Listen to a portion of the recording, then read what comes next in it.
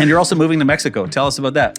Yeah. So an opportunity came up. We have a program called the Live Different Academy, which is for young adults. You're not alone. Your life is purpose, and you can make a difference. And you're so not alone. Your life is purpose, and you can make a difference. And so it's literally on the side of our trucks, I love that. in big lettering. You're not alone. Your life is purpose. Yeah. And it actually says you belong, which is just a better phrasing of you're not alone. How do you know? How do you know you're like living a life of purpose? How do you know you're doing things that actually matter? Right. Yeah, I think having a why. I think sometimes if you don't have a why, then you don't have a direction, right? And sometimes people need to do that initial soul searching of what's your why.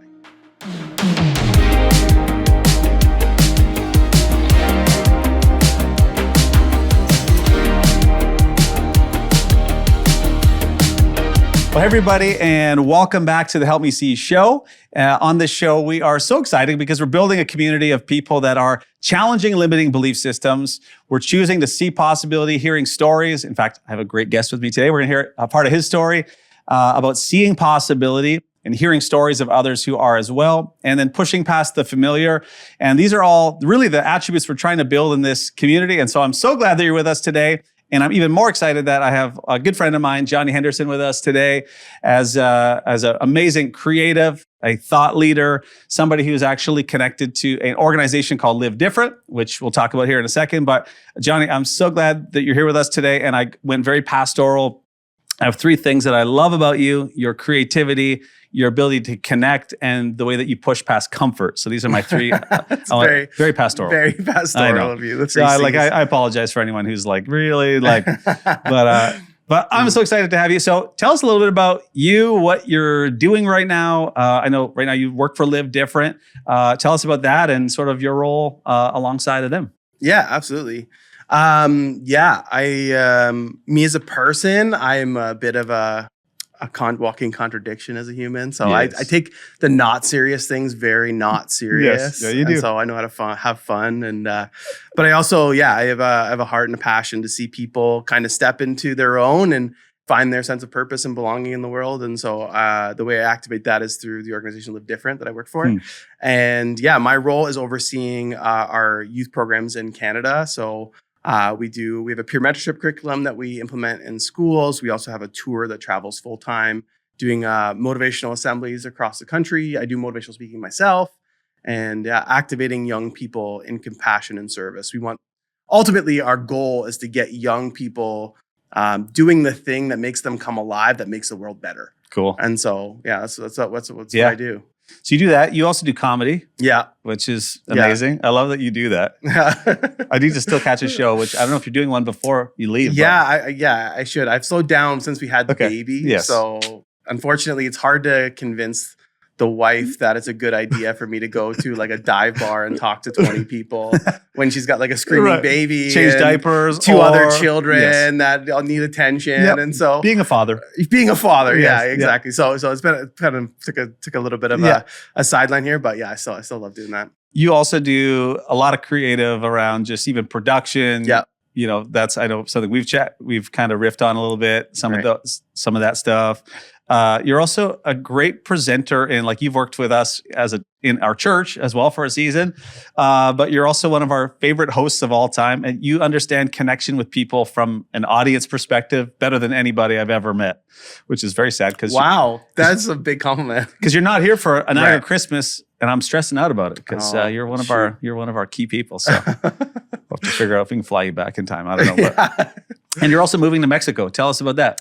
Yeah. So an opportunity came up. We have a program called the Live Different Academy, which is for young adults who are looking for that kind of next step in their leadership journey to kind of explore who they are, what they're about, kind of try out some leadership. And so they come down and they're part of our kind of base of operations in Mexico, and they learn Spanish. They work locally in the community. They have pretty serious, immersive, empathic experiences, living life as a local for a week, working local jobs and living that lifestyle.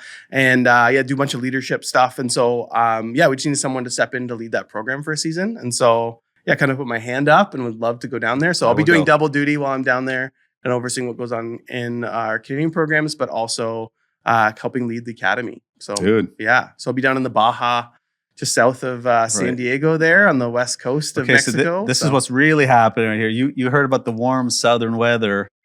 And no, I'm not going to lie. Every time we get to about February, I'm like, I could live anywhere. Yeah. Like the world is my oyster. I choose to live here. And so I have to wrestle with that choice every winter season. So that's awesome. Yeah. Very cool. All right. Well, let's talk about you for a second. So obviously you do all these things. If you were to describe yourself, what would you kind of say, like if there was a phrase to describe you, what would you say kind of like is your message? My message. I think the core, like there's actually I do have a phrase, and it's on the side of our trucks, ironically. Okay. So we have these trucks that travel the country and do our presentations, and it's you're not alone. Your life is purpose, and you can make a difference. And you're not alone. Your life is purpose, and you can make a difference. And so it's literally on the side of our trucks, like in big lettering. You're not alone. Your life is purpose. Yeah. And it actually says you belong, which is just a better phrasing of you're not alone. Yeah. And that actually comes from kind of when I was a young adult. I read this book. There's a chapter in this book all about the brevity of life and how painfully short life could be. Like, as the Bible says, like we are but a vapor. We rise for an instant and we vanish. And I just had a very real awakened kind of realization of how true that was. Yeah. And essentially the book posed a question, like if you had 6 months left to live, what would you do with your life? And I did the deepest soul search I think I've ever done. And I answered that question so honestly. And I came to the conclusion that if I was gonna pass, there was nothing I could do about it. I would go to as many young people as I could and tell them their life had purpose. They're not alone. They can make a difference. Whoa. And so that started this whole journey of me trying to get this initiative, Live Different, in high schools across Canada. Yeah. And so that was the thing that kind of like kept me up at night and like would kept me going. And so and that's still kind of my why, those three things. And so that's so cool. So you're not alone, you can make a difference, and you have a purpose. Yeah. So let's talk about the other two. So you maybe just explore those for a second. So you have a purpose. What have you learned about that? I think I'm always enamored by, I meet somebody who's like, I met a kid recently on one of our builds trips in Dominican. And I was talking to him, and he is a part of this like upper echelon of like a global union of people who know how to use ham radios. Okay. And so he literally has this whole outrigging. So like in a global emergency, he could be one of the first responders to connect people globally. Oh, wow. And he has all this equipment, and he's and he was showing me all this stuff. And it wasn't just talking. It was for real. And I'm like, and it always amazes me that there's somebody out there that's like ham radio crazy. Right. Yeah. Right. And so, that's the beauty of humanity is every single person has these things. They're wired so differently. And so my kind of why is like, how do you take these things that people are so like uniquely wired for, and how do you harness them to find and connect that with the need in the world? Right. Because there's a world that's desperately in need, right? Yeah. And you have these things, these passions, these interests that someone else doesn't have. Yeah. And so how does that solve the problems of the world? Yeah. And how do I convince you to mobilize your energy and your resources and your interest to be a part of the solution? Yeah. And so I was actually, as you were talking, I was thinking about the ingredients to that. Like the ingredients to purpose is that like these things that you seem to be innately gifted in and or are interested in, mixed with connection. Like how do these things help people connect? Right. How do they, and maybe in that case, it's literally connecting. Yeah, totally. over ham radio, but like, what are the ingredients to purpose? Totally. Yeah. The way I've always looked at it, and I mean, there's probably a million different facets or way to look at it, but, and I've shared this before, is that like, I think that the way to find your unique purpose is to find the thing that frustrates you about the world. Like the thing that just like, irks you. Right. And then find the thing that you're just innately interested in and that you're passionate about, that you just love doing. Right. And so, for example, if you are, it really frustrates you that people live without proper nutrition. Right. That's just like, but then you love music. And so how do you marry those things? Right. And even if it's not your vocation, not your job, but how do you marry those things to to make a dent in that Right. thing, right? And so for me, the thing that irks me, the thing that like just gets in my bones is when people waste their potential. Yeah. Right? When people don't know that you can be the one. Like you don't have to wait. Yeah. You don't have to sit on the sidelines. Like you are the one. Yeah. Like you are the one that's been called. And so when people just sit on their potential and they don't utilize it, it's just like, oh, it gets me, right? But then the thing I'm passionate about is creativity and like video and like and communication. Yeah. And so that for me is like obviously manifested in how I spend my time and how I kind of invest my life. And so, but for a lot of people, it's like, finding those two things and marrying them. And then it's not just, you know, this kind of superficial satisfaction of getting your interests met. There's also this deep soul satisfaction of like, you know, solving the thing that makes you angry about the world. Right. And so, Yeah, I was thinking about that because I wonder too how many times like, you know, how many times a day or a season do I think about like, am I really living in my purpose? Like, am I doing things that really matter? You know, like there's so many days you go through that, you know, end of the day, you're watching a show or you're like, I wonder, like, so I'm probably the most hard on myself sometimes. Like, am I really like, am I squeezing the most out of this life? Or am I kind of just coasting through it? Am I just kind of settling in certain areas? Like, how do you know? Like, I sometimes think about that. Like, how do you know you're like living a life of purpose? How do you know you're doing things that actually matter? Right. You know? Yeah, I think having a why. I think sometimes if you don't have a why, then you don't have a direction, right? And sometimes people need to do that initial soul searching of what's your why. Yeah. And so, for example, I'm learning Spanish because I'm moving to Mexico. Yeah. And I've tried to learn Spanish a couple times because I do periodically, a couple times a year, end up in either Mexico or Dominican with work, leading these trips and building homes for families who don't have basic shelter. That's the work that we do. And so I have a cursory kind of, but it's very passive. And I've opened the app maybe a million times and spent 5 minutes. But since I found out or made the decision that we're moving to Mexico, all of a sudden the why is there. And I'm like, I'm watching Spanish TV. I'm like watching vlogs on language and the like how verbs work in conjugations. And shows are now in Spanish with subtitles. But actually though, I'm watching every YouTube video I watch, I put the Spanish subtitles on, but I'm also watching Spanish TV at night. And so I'm just like going full in because there's a why. Right. So like to learn Spanish for interest's sake is like, is not enough, not a hearty enough why, right? There's a saying, I think it's actually Nietzsche, but it's like a strong why can bear almost any how. Yeah. Right? So like when you have a good, strong why, then like all the stuff that doesn't belong will just fall to the wayside naturally. Yeah. Like you don't have to cultivate this like and curate this. I mean, discipline is a worthwhile character trait to chase after, but you don't need as much discipline when you just have a strong, like, this is your focus. This is your intention. Yeah. So even with our teams on the road, it's like the reason why you need to curate a family atmosphere and you need to care and love and support and encourage one another in this dynamic, like meaningful way is not for the sake of just like, oh, we got to be nice to each other. It's because you are preparing yourself to do something meaningful for students in schools. Like if you are going to be the agents of hope and change for young people, and you're going to be able to stand in integrity and share this message of hope and purpose, then you need to be like operating out of that, right? And so your reason why you need to sit down and have that difficult conversation with the person you're in a team with, like this conflict, you can't just avoid it. The reason is because why? It's because you're a part of a bigger picture. You're part of a purpose. And you need to know your why, because then it motivates you to clean house and to get rid of all those things that are holding you back. And so, so if someone's struggling to find purpose, I would start there. Yeah. Like what's the thing? Why. What's the thing that's behind the thing that's going to motivate you and keep you focused? Yeah. And so was that North Star that you chase after? Yeah. Yeah, and how do you find that if you don't know?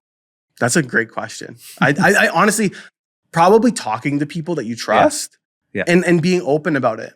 I find that like anytime I do something that's worthwhile, I talk about it a lot. Right. I mean, maybe that's probably a fault of mine. You're an out loud processor. I'm an out loud processor, but what happens is when you talk about it all the time, you end up getting insights you didn't know were there from the people around you. Where it's like, oh, I see you really love this, or you lean into these things. And so, allow other people to speak into that. Yeah. And then, I think too, it's like there's a lot of pressure to figure out your why and like nail that thing on the like right on the nose, round one. And I think a lot of like young years, like this is what I always tell a lot of young adults too, is like try lots of stuff. Totally. Like the best way, it's kind of like a pyramid. And like, you can try all these things. And eventually over the course of your life, you whittle it down to like a point. Like there's a few things that you really enjoy that really bring purpose to you. But like, you don't really know those things until you like put your hand to a bunch of them. Totally. So I feel like sometimes just to be free to like, even like a career, like people are like, I think I took the wrong degree. It doesn't actually matter. Right. First of all, employers don't really care. Second of all, you probably never I think there was a study show like the percentage of people who actually use their degree for their exact job is actually very low. But like it's mostly to show that you discipline yourself to learn. You could put in the effort, and then sometimes it's connected by other things, and you never know why, but it's all connected. So I love that. Just try a bunch of stuff and lean into the things that resonate. I think also there is a bit of a misunderstanding of what like purpose and calling is, right? Yeah. And so I talk to thousands of students and travel and do this stuff and humanitarian work and all stuff. So it seems like, oh, that's got to be what purpose looks like. Or even ministry for people in the church. It's like, oh, you got to be on stage. You got to be doing these things. When really like your why could be like, be a good neighbor or be a good mom. Yeah. You know what I mean? Like I've seen my wife step into her own and find her purpose by being a leader amongst moms and like really leaning into being a good mom and trying to be a better mom and encouraging other moms and that. It doesn't have to be what society or what you kind of elevated in our culture. What's elevated in our culture, exactly. And so it can be simple things. And so it doesn't have to be grandiose. And actually those are maybe more pure in some ways. It's true. And so there's not, added side benefits because there is a part of me where it's like, when I get a good laugh out of an audience at a comedy show, it like scratches my ego, right? The ego, yeah. And so it's like, so when you're doing things humbly out of, service for others and your purpose is in that's probably the more richer, truer kind of modality of purpose. Right. There's probably layers and levels to this thing that, you can discover that maybe it started with bad motivation, but maybe it actually grew into like, oh, actually this is to help others. Totally. And I think too, like we're actually riffing on this in our creative meeting here at Central. Even this last week, we were just kind of fleshing out a series we're doing in August, and it's called Just a Hero. And I really like that phrase. My wife, I'll give a shout out to Mel if she's watching, came up with it. But it's this idea, like we were talking about just people in the kind of the Old Testament that are often unwritten, unhighlighted, not really like people that get the limelight, but they're still in the Bible. Like they're still like, they're written down for however long we're here, but they are like sometimes they're just a librarian, or they're just like a fig picker, or they're just like they have these like crazy like just small things on paper, but they they just use the thing that they were interested in, however small it is. So I like that idea that it's not just sometimes the elevated cultural hero mentality. It's like, no, actually you're just a hero just by doing the thing that you're gifted at or you're interested in, and ultimately, when you pair that with purpose and, it matters because you're helping somebody, there's somebody on the end of that, which is part of the reason for the show too, is like one person that could unlock possibility. Like that's the why for me. Totally. Well, it's interesting because it's like the whole organization started circa like Live Different, the organization I work for, started in 2000 because one of the founders, her brother passed away in an industrial farming accident trying to save someone else's life. So he like sacrificed his life and effort to try to save someone.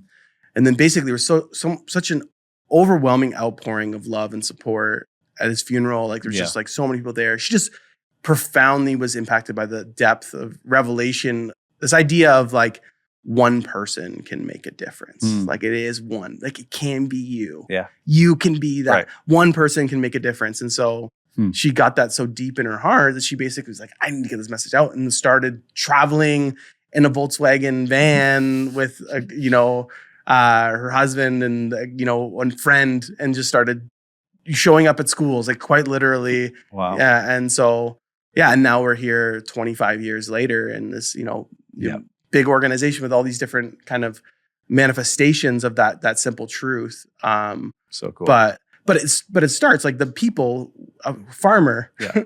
who just had that right heart and attitude and like impacted his whole community. It's incredible. Like can do so much. And so, yeah. So good.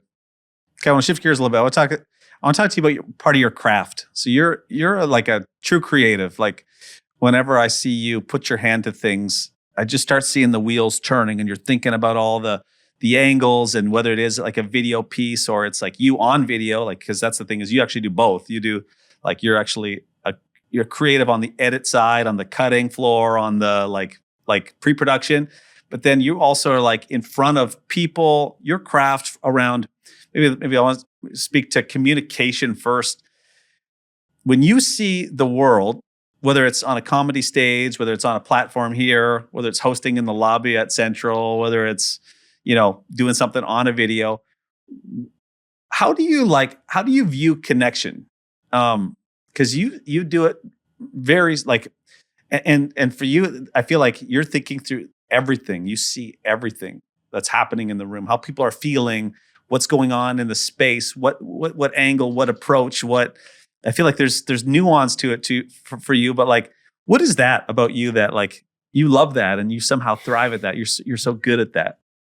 Yeah, I think it's empathy. Like I think actually I have developed this ability to imagine the way other people might feel. And so in nuance of like saying hosting at church, I'm just like, I know you're in here and I know this might feel big and awkward and uncomfortable. Right. And like there's sincerity in that. And so that comes through because I'm like, there's a sincerity in acknowledging those feelings in the other. Yeah. And so when I'm creating something, I am thinking about the viewer. I'm not thinking about necessarily, I mean, sometimes I do get off the rails a little bit and just scratch my own creative itch. And like sometimes some things I've done are just been so dumb just because I'm like, like here, just an example. Give us an example. One time, way back in the day when I first started out traveling with Live Different on tour, there was this crowd interaction where we had created this basically this video of me as a game show host, and I would choose 5 different things. It was like eat a bug, planking, dancing, whatever. Yeah. And then the teacher on stage had to guess what I was going to do next. And we had it rigged so the in and out points of each video looked the same, so you could choose the order, but it looked like they kept getting it right, and they would get more and more excited. And then at the end, it'd be like, we actually have the ability to give away $10,000 to one teacher this semester. One of our sponsors give us, if you get this. So the last thing is like a random number generator. So they get the first 3 right, then they do the random number generator, and then we'd pause on the slide of the number they said, and lights would go crazy, sounds, alarms, and then it would say 10,000 doll hairs, and there would be a case full of like wig hair walked out on stage. And 100% of the time, the audience would like boo me. Right. Like they were mad. Yeah. And I would on daily crying, laughing. Like it was just for me. It was just for me. And it wasn't for the audience. And I was like, you thought he's gonna win. Yeah. And so we were at the National Student Leadership Conference. We did it for 2,500 kids. Yeah. This teacher won. And they didn't recognize the screens or what was going on. They were jumping up and down on stage. And they were like, they just believed it. And they just believed it. And there's just me like crying. And so needless to say, we were never invited back. Oh my gosh. That's pretty unhinged. I like it. So I can get on a road of like, this is just amazing. I have to do this for the sake of my creative itch. But I think the better stuff that I produce are the things when I'm like, really thinking about the person on the other receiving end of it, and not that's good. Yeah, not pulling pranks on people. And so I like that a lot. Like that idea of empathy is on the other side of what drives connection for you, because I think you're right. Like good communication, you feel it. Like it's not about the performance. It's not about the like delivery. Delivery to some degree, but there's like at the end of the day, you feel like you're connected. Right. Like Bill talks, like our lead pastor here, talks a lot about that. Like one of his favorite aspects of communication is actually that it's a shared experience. Right. which is why he feels like every time he speaks, it's just totally different because that group is giving something, like they're giving you back something. And sometimes they're with you. And so you lean in. And sometimes, like, probably more in the live context versus the video, like you feel like when a room is like, whether it's comedy, like I imagine you feel like they're with you. Totally. Or you feel like they're not with me. Like I gotta do something to either break through, snap, or like change it, or I guess maybe that's a good. Have you ever had that where you're doing a bit that like it's not hitting, so you've had to pivot? Yeah, totally. And that's actually the thing that I'm learning, right? Because you craft an idea, right? And when you're pot committed an idea, it's like hard to give it up in the moment. Yeah, and so that's been a big learning journey for me. It's like, I invested so much time and thought into this thing, but it's not going well, so I gotta like get rid of it. Yeah, and so. That is actually a fun nuance with comedy. Like from what I know, again, I'm not a comedian, but like to see some of these circles, I've watched enough documentaries and Seinfeld in Cars and whatever. They talk about like they'll work a joke in specific environments, and then they'll make notes on like, oh, that doesn't hit right. I actually need to rework this spot. I need to elongate this. I need to like play on this so that this punchline hits different. Totally. Like there is in order to be a good comedian, there's a level in which you have to like let go of the ego of it, because it's like, it's not about you, it's about the audience. And if you think it's funny, it doesn't matter if the audience doesn't like it. Yeah. And so, I still have a problem with that. Whereas I'm like, that's funny. Yeah. But they're not with me on it. So that's like, it takes an extra set or two to kill a joke before I'm like, all right. Yeah. I'll move on. Yeah. That's cool. I like that. So empathy. Very cool. What about your world of creativity? What are you excited about? What are you kind of putting your hand to lately that's got you excited? Yeah, well, we're entering into a season where we're going to be redoing our entire like curriculum and kind of creating a 5-year plan future for like what our media content will be for our presentations and stuff like that. So I gotta come at it from the whole new lens of just like what's the trends and what's Gen Alpha looking at things through. And so like one of the pieces is like they actually resonate more with authenticity than overproduced content. Like they just like, even like there's stock photo websites that are just iPhone footage, iPhone photos, and that's what they like. Right. And so I don't purposely blurry.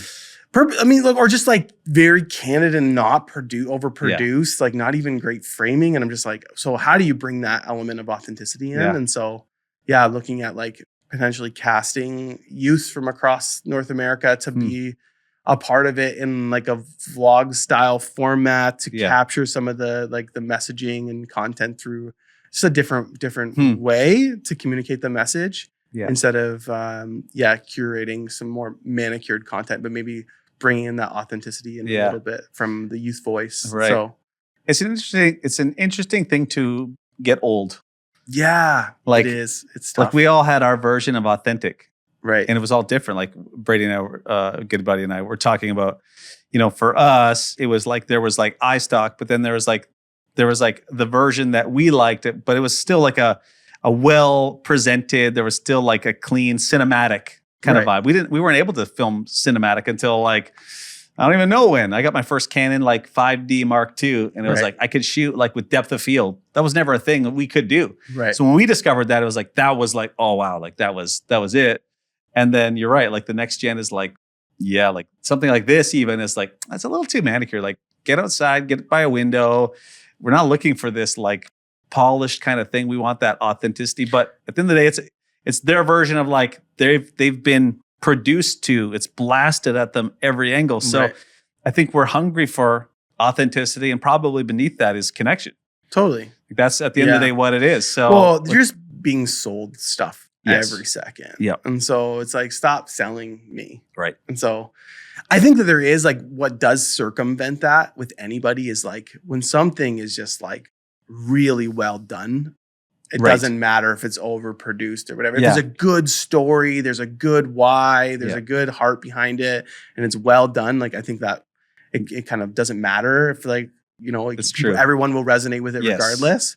And so, so it's like, you got to be careful not to lean too hardy into the trends that you're like Yeah. you're letting go of some of those core principles. Like excellence is a core principle for me, right? Yeah. So it's like, how do you maintain that balance of having your knowing the pulse of the culture, but while maintaining your Yeah. core principles that you've leaned on for so long. Yeah.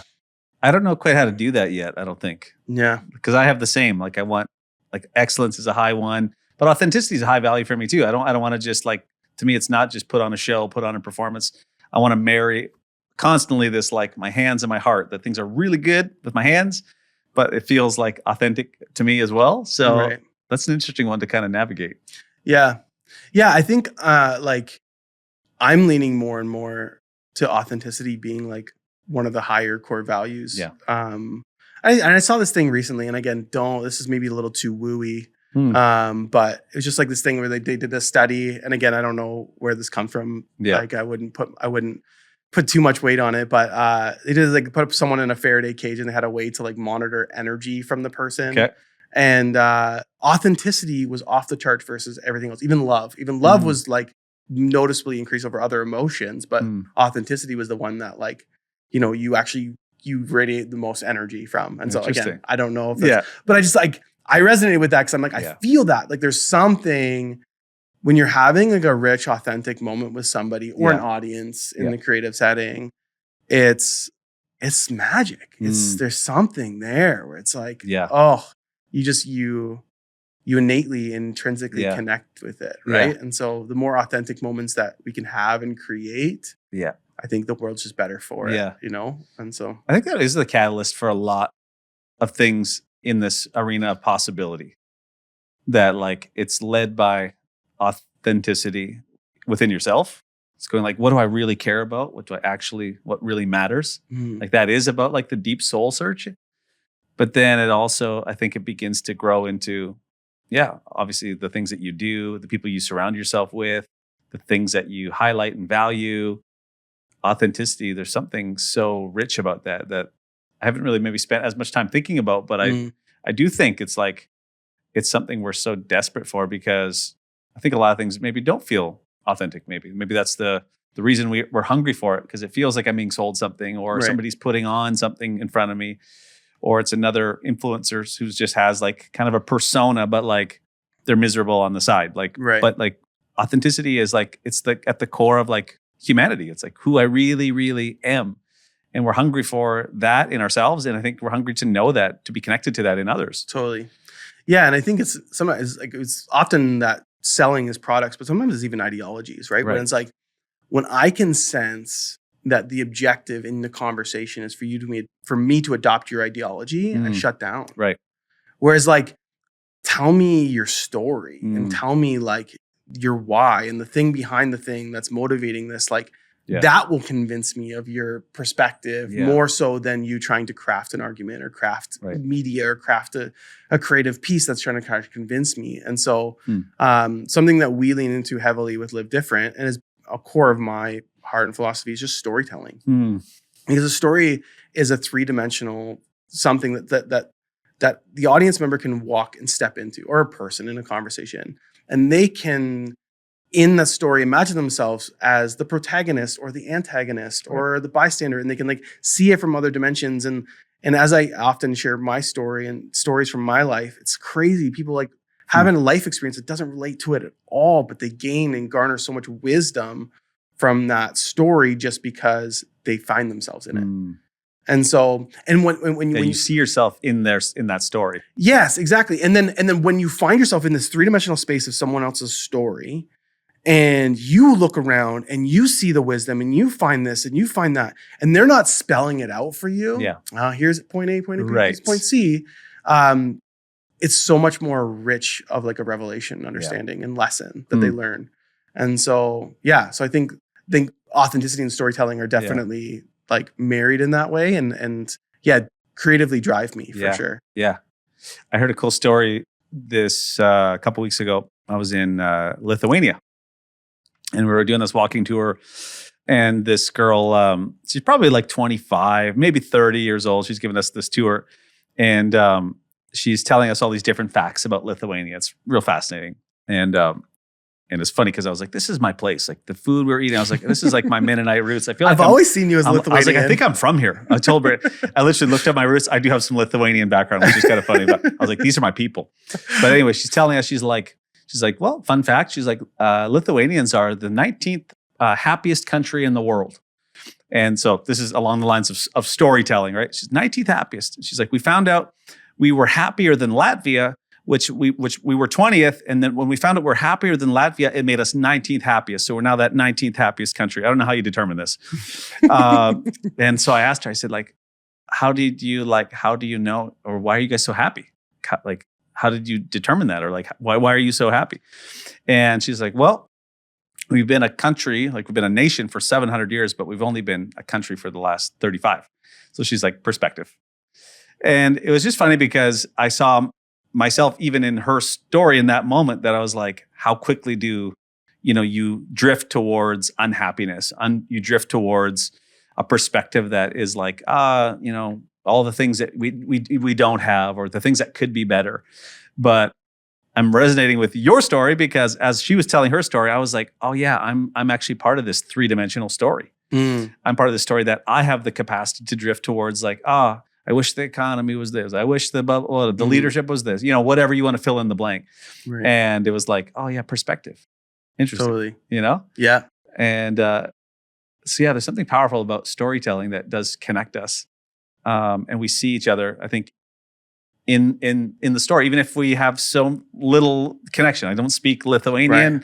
I'm not from, I guess. Her intention in giving you the perspective and sharing her kind of piece of that story of like, we've only been a country for this long. And so there's a level of gratitude. She wasn't intending for you to reveal like, I spend so much time thinking about the things that make me discontent. That's right. Like she wasn't intending that revelation, but that revelation comes naturally. That came, she didn't have to spell that out for me. I made that connection. Yeah. And we were connected over that. So totally. And our brains are wired for story. There's one research study that I love. It's like they took a bunch of kids and they got them to tell speeches, and half the group was given speeches on like facts and figures and ideas, and the other half was given stories to tell. Yeah. The retention on the facts and figures was about 10%. They remember 10% of the information, whereas stories was 90%. 90%. It's our brain is naturally wired for story and storytelling. And so I think it's the longest standing tradition in communication. Yeah. And so it's incredible. A way for us to connect with our hearts. Yeah. Okay, I want to talk about the story of you around comfort, because this is one that you do better than a lot of. Well, it's not a competition, but this is something I admire in you is you push yourself out of your comfort zone on purpose, whether it's like on a comedy stage, whether it's moving to Mexico, which is awesome. What have you learned about maybe your story around, what happens to you that when you push yourself outside of the familiar things, right? Who are you becoming? What's happening inside? Yeah. I think that usually it's a response to discontent. And so it's like, oftentimes you have these feelings and emotions, and it's like, what happens sometimes in a lot of the mental health dialogue we have is like, oh, well, your mental health, this, and really it's like, oh no, that's actually just a symptom. You need to listen to that. It's trying to tell you something. So when you have a sense of discontentment, then like, okay, what's the opportunity here? And so oftentimes when I feel that discontentment, I'm like, oh, there needs to be growth. Because like when you're static, it's the law of like diminishing returns. Right. So it's the Matthew principle. To those who have much, everything will be given. To those who have less, nothing, everything will be taken from them. Right. It's like when you don't have that momentum, like it feels like things just slowly pull away from you. Right. Yeah. And so sometimes you need to lean into growth and you need to lean into opportunity for the sake of building that momentum. So like, it's just like creatively hungry, and it's like, whatever my profession's not giving me that, scratching that itch that I want. And so it's like, oh, I'll try comedy, and like something I've always wanted to do. So like it's a growth, or like, I'm just like, I'm very comfortable where I am right now. So it's like this opportunity to move to Mexico comes up, and it connects to my why, because one of the things I've always wanted to do is make sure my kids are dynamic, empathic, understanding, like, people that have like a broader perspective than just this sheltered North American life. And so when that opportunity came up, it's like, oh, it's a growth opportunity. It's an opportunity to like connect to that why of what I want for my kids. And so, I think that there's like, when you find yourself in discontent, evaluate like what's the area you need to, where's the growth opportunity? And so, because like, yeah, growth only happens at the edge of your comfort zone, right? Like that's the main idea. And one thing, growth only happens at the edge of your comfort zone. You know, there's a quote in one of the videos that we made. It's like, a ship in the harbor is safe, but that's not what she's built for.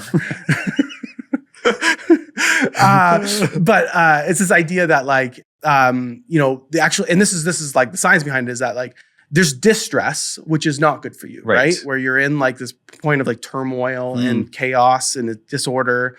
But then there's actually a different type of stress called eustress, which is actually good. And that's actually the type of stress where you grow because you're forced beyond your current capacity and you're forced to stretch and learn. Stretching. So eustress is good for us. What are you saying? Eustress or EU stress? Eustress. Okay. Eustress. And sometimes people lump eustress with distress. Right. And they avoid it. Yeah. And sometimes it also falls under the guise of mental health. It's like, well, for my mental health, I'm like, well, you're just avoiding challenge. And that's just like fundamentally not good for you, right? Like, or I feel like it's victim too. Like it's your fault that I'm discontent. Right. Or so then we're victimized to those feelings that are actually just indicators that you need to grow. Right. Totally. Yeah, it's like listening to the alarms that are sounding. It's like, oh, what do these alarms mean? Where are they coming from? Yeah. Rather than the alarms being the thing. Yeah. And so, yeah. So eustress, and what do you do when you have that? Like that's really good actually seeing the difference. Like one is distress, one is eustress. What's the difference between the two of those? Distress, it like causes you to be like, it's like chaotic, dysregulated. Right. And so is that over a longer period of time as well? Not necessarily. I mean, not necessarily. Okay. Yep. But yeah, like you want to be uncomfortable. Discomfort is a good thing. Challenge is a good thing, right? Yeah. Like humans are fundamentally anti-fragile, which means that, you know, given stress and complexity and difficulty and challenge, if they can wrestle properly with their narrative, they can actually be better because of the difficult things that they've gone through. Yeah. And so there's a whole kind of vein of study called post-traumatic growth that dives deep into this. And so people who go through very traumatic, very difficult things like war and loss and genocide, they actually could have a richer, more meaningful perspective on life and actually be a better person than they were before because of the difficult things they've gone through. Yeah. And so it's this idea that it's not just what happens to you that affects you. It's the story that you tell yourself about what happens to you, right? Yeah. And so if you see challenge as, let's frame it as a mental health problem. I see this discomfort as mental health. And you frame it in this like contamination narrative. So there's kind of two narratives. There's a redemptive narrative and there's a contamination narrative. So if you see like this discomfort as like, oh, this is a crisis, and like that's the way it'll manifest. It'll manifest in all unhealthy ways. But if you see that discomfort as like opportunity, where it's like, and I say this a lot because I think it's something that we don't recognize. And we work a lot in the youth space and kind of suicide prevention is a piece they do. But oftentimes even suicidal ideation is that alarm. It's a signal that something in you needs to die. It's just not you, right? There's a way that you've oriented yourself in the world. There's a character that you've built that you're playing that you just don't like. Yeah. Maybe it's a relationship. Maybe it's, it's your value systems or something in you. And I think every young person needs to go through that in order to find themselves. They actually need to realize like, everything that I'm being sold is garbage and this is pointless and worthless. And you need to come to that place of complete like absence of meaning, this existential crisis in order for you to die to that old way of being to find something new. So it's like, you can see that moment of like, I feel like I don't want to be here anymore and just see it as just nothing, all negative, mental health, this, mental health, that. Or you could see it as like, where's the opportunity? Yeah. And I don't want to disparage. These are indicators. These are These are alarms. Like listen to them. Yeah. What are they saying to you? And I don't want to disparage, like some people do have like chronic issues and whatever. And I'm not throwing the baby out with bathwater there. But a lot of times I feel like these alarms and these moments of discomfort, we do ourselves a disservice by not gaining the wisdom that's in them. Yeah. Right. And the wisdom will often propel us to be a better version of ourselves if we actually listen to it. Yeah. And so, I'm curious as you're talking to like what the life cycle is. Like if I was to imagine like a flywheel, like how many times do you put yourself through that to like, obviously And maybe it's as many times as you see these alarm bells and you feel these indicators, like how many times do you push yourself into discomfort? Well, if you want to take the you know what I mean? the reality of like the pastoral world, I think Yeah. every 7 years Right. is the pastoral changeover. Whereas like pastors often move on after Right. 7 years. Yeah. And so there are maybe macro cycles. there's macro cycles, yeah, for I wonder sure. if there's daily cycles. I wonder if there's like, maybe that's the idea of like even, moving your body is like, this is a good thing for you to do every day. That's Totally. a discomfort piece, but like actually it's forcing you to a better reality. Yeah, totally.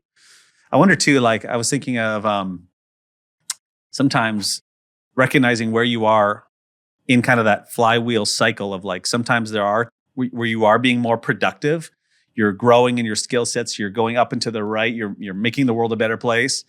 But then sometimes there's like a pruning, like you actually, like those alarm bells come like, I'm burning out, I'm doing too much. I need to actually cut things out of my life. And then there's actually like seasons where you actually do need to rest. You need to like allow yourself to be just like, kind of like you read books, like get into more of a journaling and contemplative and thinking, like, doing the deep soul work of like what really matters. And then there becomes a discontent there where you're like, you begin to like, oh, now I need to begin to be productive again. Right. And it's kind of like this, like, Totally. like a loop. Yeah, totally. And I had this conversation with a young adult recently. I went to young adults the other night here at Central, and we were asking questions about like, how much time is the right amount of time to spend thinking about these big, deep theological, philosophical ideas? And I said, as long as it comes in seasons. Like if you can only stay in the heady, like deep philosophical, theological, and you're always there permanently. I mean, there probably is a small portion of people that's their trajectory, that's their vocation, that's their whatever. But for the most person, like that's not productive. Yeah. If it doesn't manifest, it doesn't manifest in like loving people more, caring for people more, purpose, mattering. Then it becomes noise. Yes. Right. So it's like there's a season to like figure out, who am I? What is this all about? Like what's right, what's good, what's true? Yeah. And really wrestle with all those things. But like you can't stay in that season permanently. Otherwise you just get stuck in the intellect and you don't actually manifest it out in real world application. It's like stale water. Yeah. It just becomes like filled with bacteria because the water's not moving. Right. It's not flowing. Exactly. Exactly. So yeah, no, I agree with that idea that there's seasons. There's seasons of, and even sometimes those seasons of rest are like what kind of rest? Well, like, but like this idea, like in those seasons of rest, sometimes it's letting go of ideas of what you think success is. Right. Success is achievement. Success is, and sometimes like you need to pull back from those moments of achievement or production and go more introspective to remind yourself that like, and this is one of the deepest revelations that I've had that's affected me, is that like, I am worthy just as I am, that I don't actually need to achieve. Achievement is an outpouring. Are you an achiever as well? I'm a romantic. Okay. With a wing of achiever. Okay. And so this is Enneagram world Enneagram. Here. So I'm romantic with a wing. I'm a achiever. 4 wing 3. So yeah. So you wing to achiever. Yeah, but I'm a feeler. I feel deeply. And I'm motivated by my feelings, which sometimes are fickle, but that's why I need a good why. Otherwise I can't get off the couch. Like I'm not gonna do it. Right. And so that's really cool. Yeah. Wow. I think for me that's a big one, being worthy. I think a lot about that. I feel that one a lot because I do a lot in my natural to prove my worth. And I have to often remind myself, you're worthy. Even if you didn't do anything, you didn't achieve anything, you didn't accomplish anything today. I need to be reminded of that often. I'm worthy. Yeah. So comfort. I love that. So you're pushing yourself this next season. So Mexico's next. And, maybe I was just thinking maybe for somebody who's, I guess, watching today, maybe I'll just sit in that moment for a minute. Somebody who's maybe listening or watching, who maybe doesn't feel like they're very worthy or struggling with just the flywheel of comfort, and maybe they're stuck, or, like what are some things that you would say to somebody who maybe just needs a bit of a like encouragement around, what's next for them, or pushing themselves to that like healthy version of like comfort, not being a victim to like, even for me, like this show is interesting because there was an indicator in my life. There was a creative thing that wasn't being scratched, and I didn't want to be a victim to it. That it was no one else's fault. Right. It's not my job's fault. It's not my boss's fault. It's not my church's fault. It's literally my own thing. So like, what was that? And I wanted to explore that. So maybe for someone who's just feeling like I don't know, maybe they're kind of in like a season that they need to push themselves into a bit of discomfort. Like, what would you want somebody to know from what you're learning, what you've experienced? Yeah. I think that like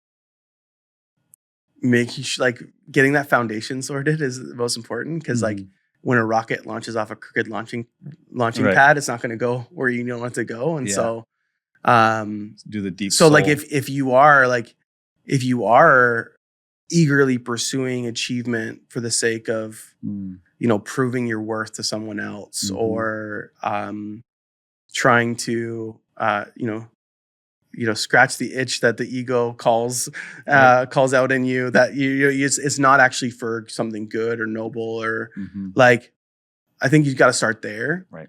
Because like, for example, if you're trying to prove your worth and that's what you're doing, then like it's gonna be unhealthy. It's not going. It'll never be enough. So it's like start with like knowing that you're worthy, right? And like, how do you get there? And so like, maybe you need to spend that season in like that deep thinking to like know your worth. And so for me, that was like a deep faith revelation, because I think as a child, my mom was very like emotionally unstable, and it just caused me to be striving. I strive so hard to try to be good enough, but I wasn't until I was an adult I realized, she was like mentally unhealthy, right? Like she was just like struggling with her own personal, mental, physical stuff. And so, so I mean, for years, even as a kid, I was getting straight A+ in school because I was just trying to achieve and that still sticks with me. And that made me this like really unlikable try too hard.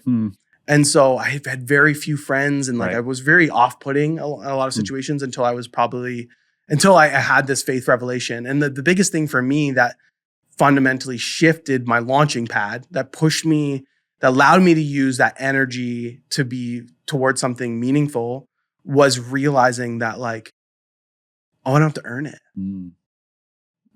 That me just being me is enough. That's enough. Yep. And then out of that overflow of just like that self-love and that belief that like, I was able to show other people that they were loved, It's because like I believed I was. Yeah.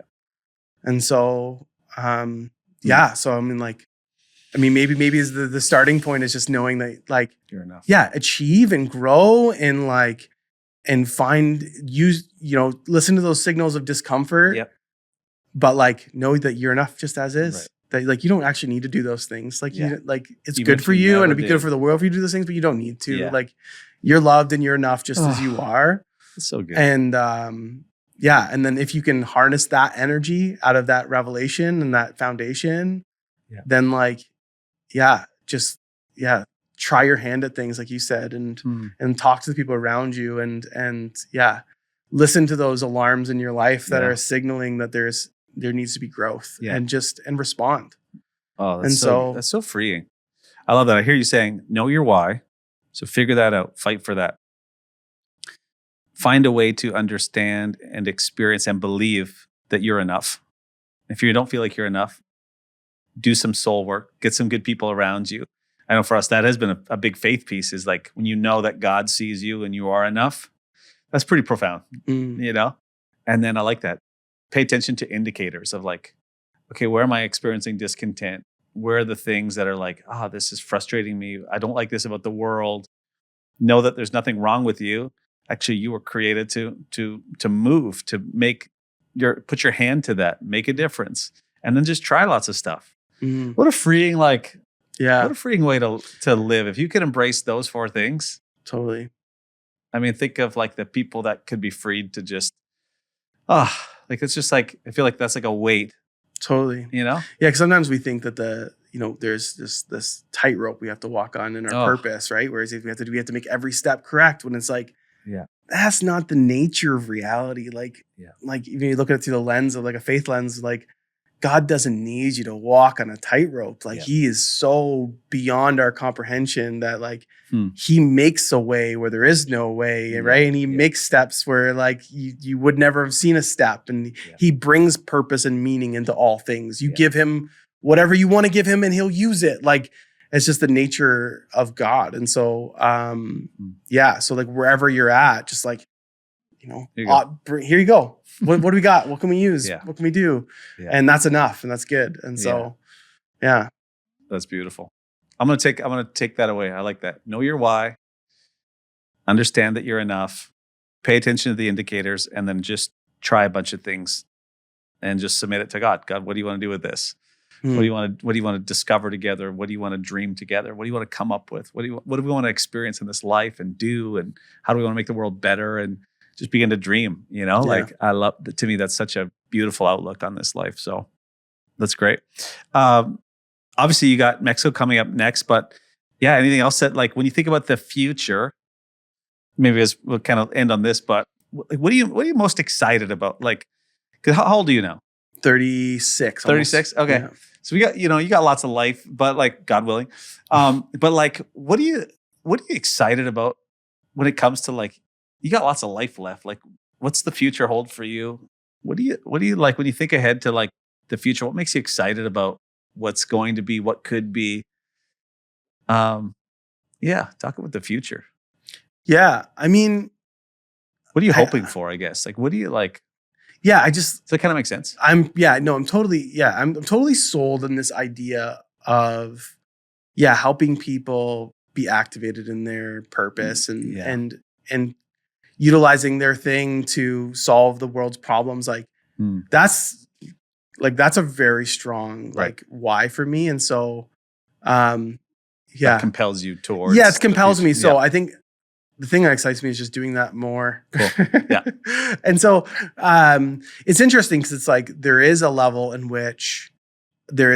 dissatisfaction I have, because I have a family with 3 kids, 3 young kids, all under 5 years old. And so, there's a weight that I have to, like, balance things out, because I'm not going to get these years back. Yeah. You know what I mean? And so I saw a thing recently that was like, it's really actually, it's funny. It was just a little reel on Instagram or whatever, but it's like changed my life. It's like, imagine yourself at 85 and you get kind of zip back through space and time to that moment. Like, how do you feel about the moment that you're given? And I was just like, I'm like almost brought to tears by, like, gratitude lately with my kids, because I'm like, I'm really thinking about that like, this moment I have with my family is going to be back. I'm like, not going to have, you know, a 4-year-old daughter, a 5-year-old son, and a 9-month-old baby, right? Like, learning how to stand. Like, so I'm not going to get that back. So don't miss it. Right. And so, because sometimes I can get caught up in achievement and, grandiose thinking, because that's generally where I go. Yep. That I could lose that. I could lose myself in it. So I think for me, like, actually, like, prioritizing my family is actually probably at the top of my list. And so creating that balance of, like, I'm going to keep, putting my shovel in the ground and doing my part in this bigger picture of, like, helping the world be a better place in the unique way that I feel called to do so. But in the meantime, I don't want to lose myself in the work, that I forget what's most near and dear. And so I think our culture definitely doesn't value that family unit enough. Right. And the investment in the family unit. They don't honor, a life dedicated as a parent and how much that means to the world. And so, that's where I think that's the thing that excites me the most. Yeah. The future is literally right in front of you. Yeah. So when you go home, it's in these moments. You're right. Like, that's such a good perspective to realize some of the things that you desire and you want the most are actually right in front of you. So how am I cultivating that? It's not just the dream, not just the achievement. It's the relationship that's right next to me. You know, it's in this moment. It's not like what's coming next and what's this going to lead to? No, it's just in this moment.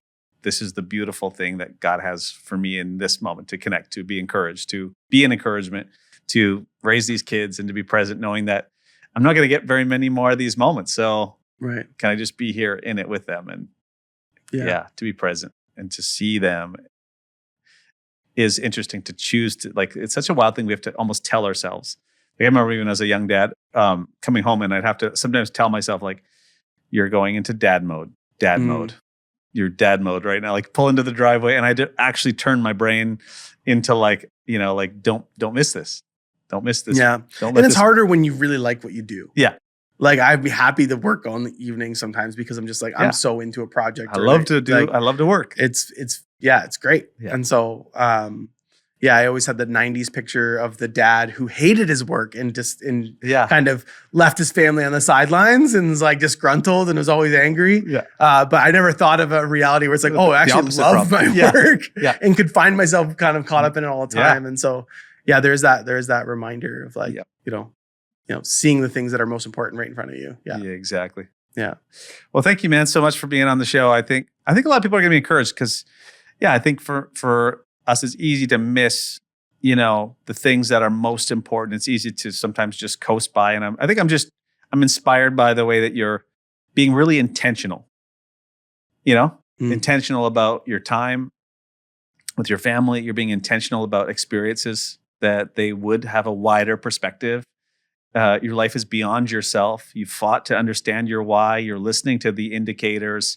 You've tried so many different things, and yet those things still are not the definition of you. You're becoming and growing. And I think what I hope people hear and experience is just that you can be all of those things. You can continue to grow and to become this like just multifaceted human being that is bringing beauty and wonder to the world and experiencing it at the same time. And so I think I hope people, I know people will be encouraged by some of your story and what you've shared. So thank you, man, for just. Yeah. Well, thank you. I mean, I think it feels like you're on a similar journey. So it's nice to talk to somebody who's kind of the same spot. And so this is a manifestation of that, listening to those things, that discontentment and finding an outlet to scratch the itch creatively and, make your purpose come alive in something that's meaningful for others. So thank you for what you do. Love to do it. Thanks so much, man. Appreciate it. Awesome. Hey, thanks so much for watching. And if you like this video and want to see more like it, just hit that subscribe button, leave a comment, or you can follow me on Instagram at @Driedger. And if you have a question, or if there's someone you would like to be featured on the show, shoot me an email at hello@helpmesee.ca. And together, let's keep challenging limiting belief systems, choosing to see possibility, and pushing past the familiar. This is the Help Me See Show. Let's go. Howdy. You ready to rock this thing? Yeah, ready to rock. Let's do it. You're looking sharp, my man. Thanks. I brought, depending on Black and black. just in case. I didn't know how warm it was going to be. Yeah. So we're pretty cool. I like the long shirt better. Well, I like that you got black, or black. This is the vibes we're going for. How you doing? Good. Nice. Cam's good. You getting ready for Mexico? Yeah. That's wild, eh? Starting to learn Spanish. Yeah. Getting like deep